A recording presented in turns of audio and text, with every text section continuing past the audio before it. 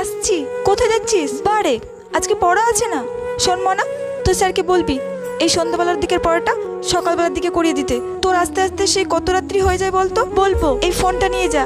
আর শোন, পড়া হয়ে গেলে কিন্তু কোচিং থেকে একদম বের হবি না।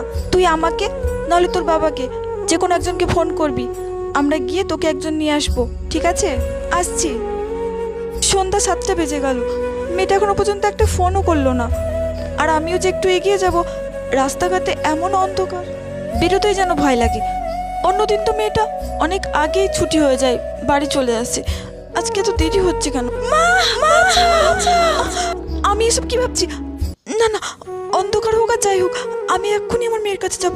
ও মা, মনা, তুই ফোন করলি না, একা একা চলে আসলি কেন? তুমি যে ফোনটা দিয়েছিলে ওই ফোনটা তো চার্জই শেষ হয়ে গেছিল, সেই জন্য স্যার বাড়িতে দিয়ে গেল। আমি কত চিন্তা করছিলাম জানিস, এই সমাজে মেয়ের মাদের এইভাবে ভয় কাটাতে হবে রে।